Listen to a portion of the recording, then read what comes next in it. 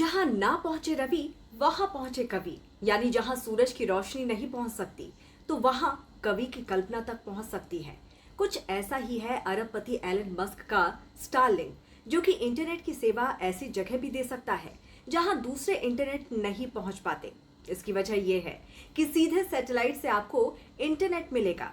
और अब बड़ी खबर यह है कि स्टारलिंक की भारत में धमाकेदार एंट्री होने जा रही है, जिससे यूजर्स में हड़कंप मच गया है।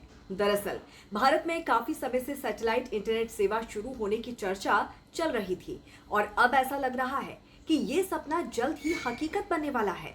एलन मस्क की कंपनी स्टारलिंक को भारत सरकार से जरूरी लाइसेंस मिल गया है। इससे साफ है कि अब भारत में सैटेलाइट इंटरनेट शुरू होने में ज्यादा देर नहीं है। कुछ समय पहले स्टारलिंक को भारत की तरफ से एक शुरुआती मंजूरी दी गई थी। अब सरकार ने एक और बड़ा कदम उठाते हुए global mobile personal communication by satellite licence भी दे दिया है। अब आपको बताते हैं कि आखिर स्टारलिंक क्या है और कैसे काम करता है स्टारलिंक। एलन मस्क की कंपनी स्पेस एक्स की एक इंटरनेट सेवा है। ये सेवा सैटेलाइट के जरिए इंटरनेट देती है, खासकर उन इलाकों में जहां केबल या फाइबर से इंटरनेट पहुंचाना मुश्किल होता है, जैसे कि पहाड़ी, गांव, दूर दराज के इलाके आदि। स्टारलिंक का नेटवर्क लो अर्थ ऑर्बिट यानी कि धरती से करीब 550 किलोमीटर की ऊंचाई पर घूम रहे हजारों छोटे छोटे सैटेलाइट से बना होता है। ये सैटेलाइट आपस में लेजर किरणों के जरिए जुड़े होते हैं और तेजी से डेटा भेजते हैं।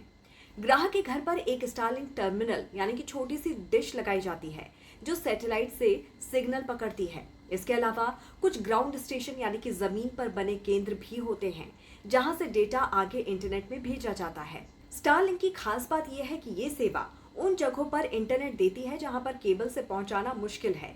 दूसरी बड़ी बात यह है कि इसकी इंटरनेट स्पीड काफी अच्छी होती है, करीब 100 से 200 Mbps। गेम खेलने, वीडियो कॉल करने या ऑनलाइन क्लास जैसी चीजों के लिए भी ये बढ़िया है।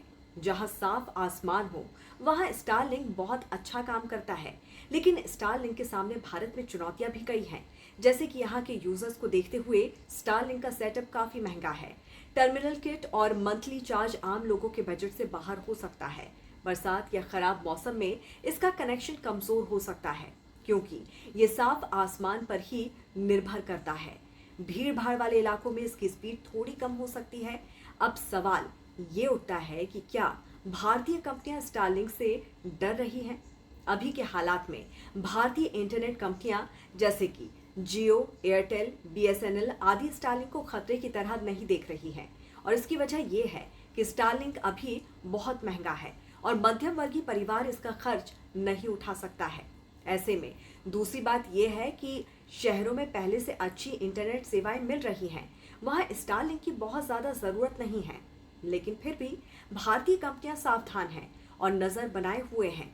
जियो ने तो अपना खुद का सैटेलाइट इंटरनेट प्रोजेक्ट भी लॉन्च कर दिया है, जो उसकी तैयारी को दिखाता है। बहरहाल स्टारलिंक की वजह से भारत के दूर दराज के गांवों में भी अब तेज इंटरनेट की उम्मीद बढ़ गई है। हालांकि ये सेवा अभी महंगी है और शुरुआती दौर में कुछ चुनौतियां भी सामने आ सकती हैं, लेकिन भविष्य में ये तकनीक देश के डिजिटल विकास में एक बड़ा कदम साबित हो सकती है।